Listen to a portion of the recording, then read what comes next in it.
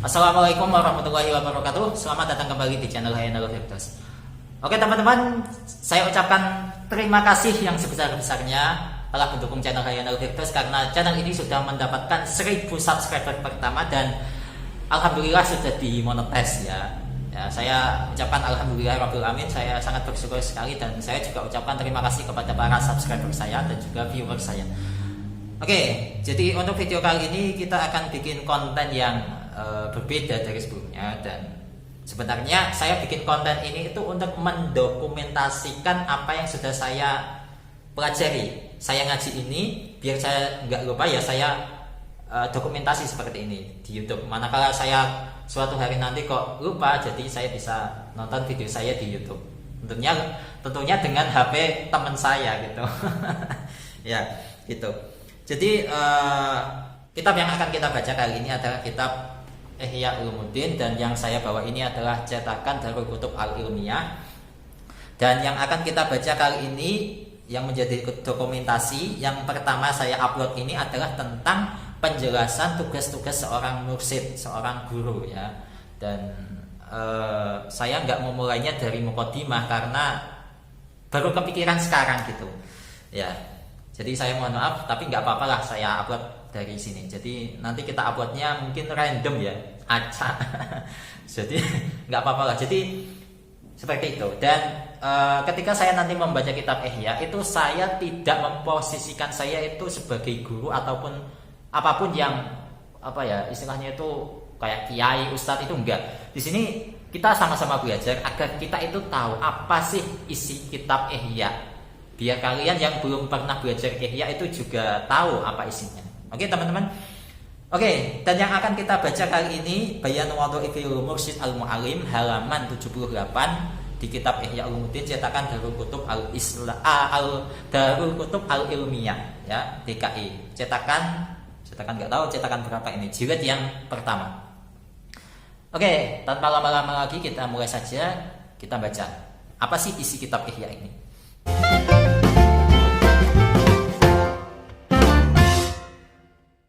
Bismillahirrahmanirrahim. Bayan Wadha'ifil Mursyid Al-Mu'allim, menjelaskan, ini adalah bab yang menjelaskan tugas-tugas seorang mursyid yang mengajar.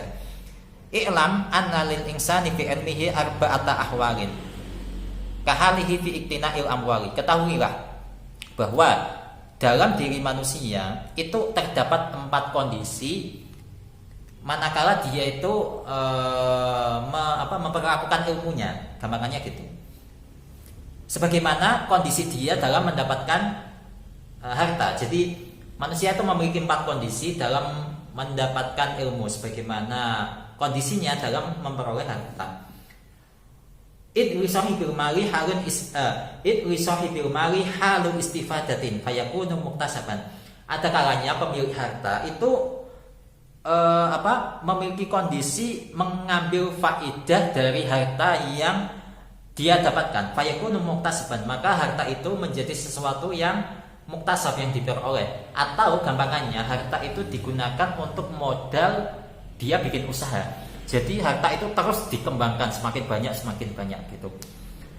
Kemudian yang kedua, wahalu idkharin lima iktasabahu fayakunu bihi ghaniyan ani su'ali. Ada kalanya kondisi pemilik harta itu menyimpan harta yang dia peroleh, sehingga pemilik harta ini itu tidak perlu untuk minta-minta kepada orang lain. Itu yang kedua. Kemudian wahalu infakin ala nafsihi fayakunu muntafa'an.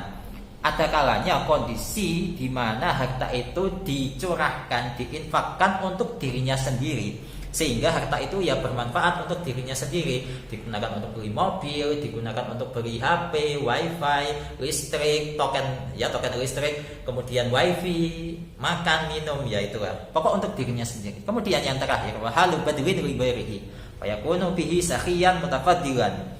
Ada kalanya kondisi di mana pemilik harta itu memberikan harta yang dia peroleh untuk orang lain, sehingga pemilik harta ini itu menjadi orang yang dermawan dan mendapatkan mendapatkan fadilah, mendapatkan keutamaan. Dan kondisi yang terakhir ini adalah asrafu ahwalin, merupakan kondisi yang paling mulia. Karena harta itu ya selain menginfakkan harta itu ya bermanfaat untuk dirinya nanti di akhirat ataupun mungkin juga di dunia, juga bermanfaat untuk orang lain, ya kan? Nah, fakadzalikal ilmu yuktana, begitu juga ilmu itu diperoleh kama yuktanal mal, sebagaimana harta itu diperoleh. Falahu halu tolabin waktisabin, ada kalanya ilmu itu ada kalanya kondisi di mana pencari ilmu itu ya mencari ilmu saja, terus mencari waktu sabin dan berusaha mencari, ya sebagaimana tadi harta dicari terus, sudah dapat ya cari lagi, gunakan modal, ya kan? Kemudian yang kedua, wahal tahsilin yugni ani soali, ada kondisi di mana pencari ilmu itu mengumpulkan ilmu yang dia peroleh, yang dia dapatkan dari guru, sehingga pencari ilmu itu tidak perlu untuk tanya-tanya ke temennya, mungkin ya nggak perlu, karena kan saya sudah pintar gitu, mungkin. Kemudian kondisi yang ketiga, wahalu istibsorin wa huwa atafakkur fil muhassali wa tamattu'i bihi. Yang ketiga, ada kalanya kondisi di mana pencari ilmu itu memanfaatkan ilmunya itu sebagai bahan renungan. Wa huwa atafakkur di sini adalah berpikir fil muhassali, dengan berpikir apa yang sudah dia peroleh, watamattu bihi, dan merasa nyaman dengan apa yang dia peroleh. Ya perumpamaannya kayak tadi, orang menggunakan hartanya untuk kepentingannya sendiri. Nah, sebagaimana ini ilmu digunakan untuk kepentingannya sendiri, digunakan untuk berkontemplasi, ya kontemplasi, kemudian untuk apa gitu, pokok untuk dirinya sendiri, ya. Kemudian hal yang terakhir, wahalu tabsirin wa huwa asraful ahmali, kondisi di mana pencari ilmu itu menggunakan ilmunya untuk diterangkan kepada orang lain, disebarkan, ya. Dan ini adalah kondisi yang paling mulia, ya, ilmunya diajarkan gitu.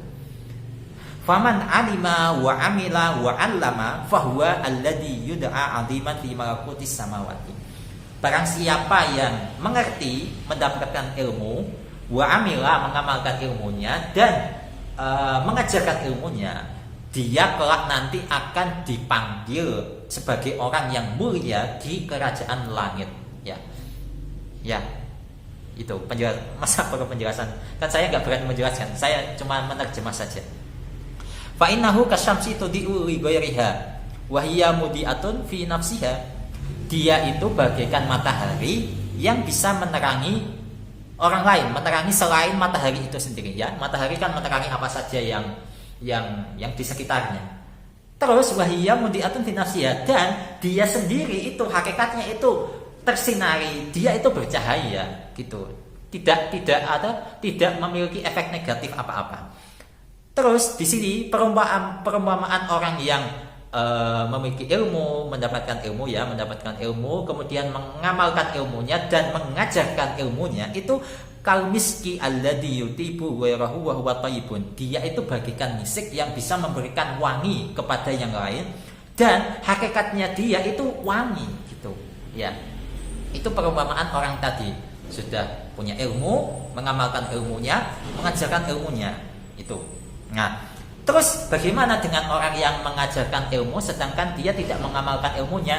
Walladzi yu'allimu, barang siapa yang mengajar wala ya'malu bihi, sedangkan ilmunya yang dia ajarkan itu tidak diamalkan, kadaftari alladzi yufidu ghairahu wa huwa khalin 'anil ilmi. Di sini Imam Ghazali mengumpamakan orang yang mengajar tetapi tidak mengamalkan ilmunya bagaikan buku catatan.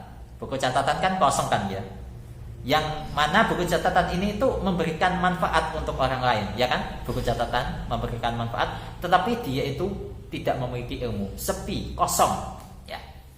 Terus perumpamaan yang kedua itu kalumisani alladzi yashhadu ghairahu wa la yaqta'u. Dia itu bagaikan besi yang digunakan untuk mengasah pisau itu. Nah, itu bagikan itu bisa menajamkan pisau, tetapi yang ini itu malah tidak bisa digunakan untuk memotong, ya kan? Ya tumpul saja gitu. Terus perumpamaan yang ketiga, wal ibrati allati taksu ghairaha wa hiya ariyatun. Dia itu bagaikan dia itu bagaikan jarum jahit. itu loh, jarum yang digunakan untuk menjahit pakaian. Nah, ini kan bisa memberikan apa ya? Bisa digunakan untuk membuat pakaian, ya kan? Tetapi jarumnya sendiri itu area telanjang. Nah, dia itu bagaikan jarum itu. Memberikan manfaat, tetapi dia sendiri tidak memiliki istilahnya itu tidak memiliki manfaat untuk dirinya gitu. Telanjang di sini ya, telanjang. Wadubalatil misbahi, dan dia itu bagaikan apa ini yang ujungnya lilin itu yang dinyalakan dengan api. Nah, itu bagaikan itu tudiu li ghairiha. Ini itu bisa menerangi yang lain, tetapi wahya tahtariku, tetapi dia itu nantinya itu akan terbakar. Kama kilas, bagaimana dikatakan di sini ada syair, ma huwa illa